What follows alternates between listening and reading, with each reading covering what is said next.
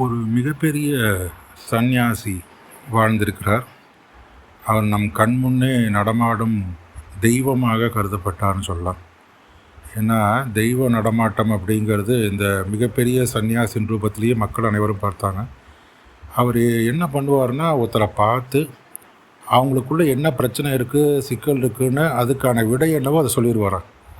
அந்த அளவுக்கு ஒரு சிறப்பு வாய்ந்த சந்நியாசியாக, உணவில் அதிகமாக ஆசைப்படாமல், உடைகள் ஆசைப்படாமல், வெறும் காவி உடை அணிஞ்சிக்கிட்டு உணவுக்கு அதிகமாக ஆசைப்படாமல் எப்போதுமே தியானம் தவம்னு இருந்துக்கிட்டு இருந்த சந்திரசேகர சரஸ்வதி சாமிகள் அவருடைய ஜாதகம் தான். அவ்வளோதான் மகா பெரியவான்னு சொல்லுவோம். அவரோட ஜாதகத்தான் பார்க்க போகிறோம். இது ஒரு மகா புண்ணியம்னு சொல்லலாம். இதை சொல்கிறதும் கேட்குறதும் மகா புண்ணியம். ஏன்னா எல்லாருக்கும் அந்த புண்ணியம் கிடச்சிடாது. ஏன்னா புண்ணியங்கிறது நம்ம கணக்கில் கொஞ்சம் சேரணும். ஏன்னா நம்ம 3 விதமான கர்மாக்களை சுமந்துட்ருக்கோன்னு நம்ம பார்த்துருப்போம்.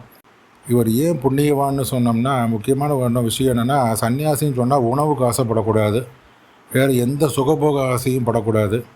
காவி உடை தான் தரிப்பார். எங்கே போனாலும் நடந்தே போவார். காசி, ராமேஸ்வரம், காஷ்மீர், இப்படி எந்த ஊருக்கு போனாலும் அங்கே போய் மக்களுக்கு ஆசீர்வாதம் வாங்குறதுக்காக நடந்தே போவார். சொகுசெல்லாம் கிடையாது. சொகுசே ஆசைப்பட மாட்டார்.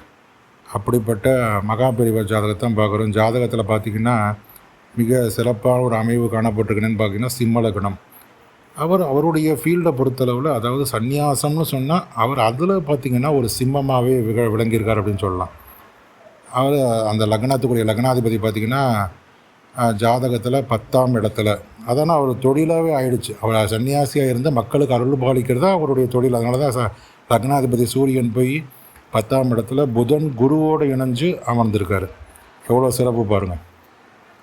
புத ஆதித்ய யோகம் கண்டிப்பாக பேச்சாற்றல் மற்றும் அவருடைய நுண்ணறிவுத்தன்மை எவ்வளோ சிறப்பாக மக்களுடைய பிரச்சனைகளை கண்டுபிடிச்சி அதுக்கு விடையை சொல்கிறார் அப்படின்னா, பல பேருடைய விடைகளை கேட்டு அவர் சொன்ன விஷயத்தை கேட்டு வீட்டுக்கு போய் ஆச்சரியப்பட்டிருக்காங்க. அப்பா நம்ம சொன்னதெல்லாம் நடந்து போச்சு அப்படின்னு சொல்லி பல பேர் ஆச்சரியப்பட்டிருக்காங்க. அவர் அவரை பார்க்க வர மக்கள் மனசில் நினச்சா போது தன்னுடைய கஷ்டங்களை அதை அவரே சொல்லி அதுக்கான விடையும் சொல்லிடுவார். அப்படின்னு சொன்னால் அவருடைய ஜாதகம் எப்படி இருக்குன்னு பாருங்கள். லக்னாதிபதி சூரியன் போய் புதனோடையும் குருவோடையும் சேர்ந்து 10ஆம் இடத்துல ரிஷபத்தில் அமர்ந்திருக்கார். மிகச்சிறப்பான ஒரு ஜாதக அமைவுன்னு சொல்லலாம். லக்னாதிபதி எவ்வளோ சிறப்பாக இருக்கார் பாருங்கள். அவர் சன்னியாசி, உலக புகழ் போற்றும் சன்னியாசி, உலக புகழ் கொண்ட சன்னியாசி, எதையும் நுண்ணறிவு ஆற்றலோடு சிறப்போடு செயல்படக்கூடிய சன்னியாசி, ஆசை இல்லாத சன்னியாசி, நேர்மையான சன்னியாசி. இப்போல்லாம் இந்த மாதிரி வார்த்தையில் நம்ம கேட்க முடியுமா அப்படின்னு சொன்னால் கொஞ்சம் கஷ்டம்தான் அப்படின்னு சொல்லலாம். அப்படியே ஒரு நேர்மை, நியாயம், சத்தியம், தர்மம் நடமாடும் கடவுளாகவே இருந்திருக்கார் அப்படின்னு சொல்லலாம். அப்படிப்பட்ட மகா பெரியவருடைய ஜாதகத்தில் சிம்ம லக்னம், லக்னாதிபதி சூரியன் புதன் குரு, லக்னாதிபதி சூரியன் புதனோடையும் குருவோடையும் இணைஞ்சு அமர்ந்திருக்காருங்க. இந்த சிறப்பு வேறு யாருக்கு கிடைக்கும் அப்படின்னு சொன்னால் அவருக்கு மட்டுமே கிடைக்கும்னு சொல்லலாம். அடுத்ததாக பார்த்திங்கன்னா லக்னத்துக்கு 2ஆம் இடத்துல சனி கேது. அது பார்த்திங்கன்னா சன்னியாசி அப்படின்னு நேரடியாக சொல்லிடலாம்.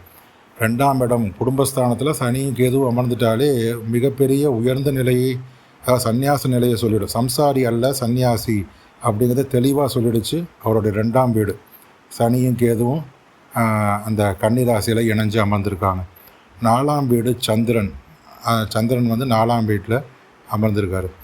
அதே மாதிரி சந்திரனுக்கு 7ஆம் வீட்டில் குரு அமர்ந்திருக்காரு. கிட்டத்தட்ட கஜகேசரி யோகம் போன்ற மிகப்பெரிய, ஆனால் அவருக்கு யோக பலம்லாம் என்னன்னு சொன்னோம்னா, அவர் ஒரு அந்த சன்னியாசிகளில் சிங்கம் போல் செயல்பட்டார். ஆனால் எந்த ஆசையும் பற்றும் இல்லாமல் அப்படி ஒரு சன்னியாசி இனிமேலாம் பார்க்கவே முடியாது. ரொம்ப கஷ்டம். அது ஒரு கொடுப்பனை. இறைவன் சிவபெருமானே நேரடியாக அவரை சந்திரசேகர சரஸ்வதி சுவாமிகளாக பிறந்திருக்கார் அப்படின்னு தான் சொல்லணும். அவருக்கு எந்த யோகமும் அவர் எந்த யோகத்தையுமே எடுத்துக்க விரும்பலை. அவருக்கு எல்லா யோகமும் கிடைக்கும். உலகம் முழுவதும் அவருக்கு பக்தர்கள் இருக்காங்க. உலகம் முழுவதும் இருக்கிற பக்தர்கள் அவருக்கு சேவை செய்ய காத்திருந்த போதும் அவர் எதையுமே எடுத்துக்கலை. எந்த சொகுசையும் அனுபவிக்கலை. மக்களுக்காகவே சேவை செஞ்சார். இறைவனுக்கே சேவை செஞ்சார். இறைவனுக்கே அடிமையாக இருந்தார். மக்களுக்கு சேவை, மக்களுக்கு எப்போது நாள் அருள்பாலிச்சார். இதுதான் அவர் செஞ்சது. அவருக்கு யோகங்கள்னு சொல்கிறதுக்காக எந்த யோகத்தையும் அவர் அனுபவிக்க தயாராக இல்லை. மாதிரி 6ஆம் இடத்துல பார்த்திங்கன்னா மகரத்தில் செவ்வாய் உச்சம். இதெல்லாம் மிகச்சிறப்பான யோக பலம்னு சொல்லலாம். அதே மாதிரி 8ஆம் வீட்டில் சுக்கிரனும் ராகுவும் இணைஞ்சு சுக்கிரன் மீனத்தில் உச்சம். எல்லாமே மிகச்சிறப்பு. இது மாதிரி ஒரு ஜாதக அமைவு அவருக்கு இருக்குது அப்படின்னு சொன்னால் அவர் சன்னியாசிங்கிறது லக்னத்துலேயும் தெரிஞ்சு போச்சு. சூரியன் லக்னாதிபதி புதன் குருவோடு இணைஞ்சு அமர்ந்து மிகப்பெரிய சன்னியாசி அப்படின்னு சொல்லி ஜாதகத்திலே சொல்லியாச்சு, லக்னாதிபதி வழியாகவே சொல்லியாச்சு. அதே மாதிரி சன்னியாசி தான் அப்படின்னு ஊர்ஜிதப்படுத்த சனியும் கேதுவும் 2ஆம் வீட்டில் உட்காந்துட்டாங்க.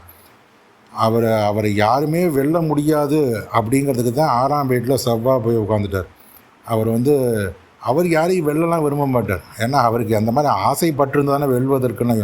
வெல்லணும்னு ஆசை வரணும்னா எப்போ வரணும்னா ஆசை இருந்தால் தான். ஆசையே கிடையாது, அவர் பற்றற்றவர், ஞானி அப்படின்னு சொல்லும்போது எப்போதும் சொல்லுவாங்க, கிணத்தடியில் ஒரு கிணறு மாதிரி இருக்குமோ அந்த கிணறுக்குள்ளே போய் உட்காந்து தியானம் பண்ணிகிட்டு இருப்பாரான். அப்போ இப்போ ஏற்பட்ட உலக புகழ் வாய்ந்த சன்னியாசி, அதே சமயத்தில் உலக புகழ் வாய்ந்த மகா சிவபெருமானின் பக்தர், அப்படிப்பட்ட அதே மாதிரி காமாட்சி அம்மனின் பக்தர் அப்படின்னு சொல்லலாம். அப்படிப்பட்ட ஒருவருடைய ஜாதகத்தை நம்ம பேசுகிறதுக்கான வாய்ப்பு கிடச்சிருக்கு. இது ரொம்ப சிறப்பான ஒரு ஜாதகம். இதை நம்ம பகிர்ந்துக்கிட்டோம். இது போன்ற சிறப்பான பதிவுகளுக்கு அன்னை அபிராமி அஸ்ட்ராலஜி சேனலை சப்ஸ்கிரைப் பண்ணுங்கள். நன்றி, வணக்கம்.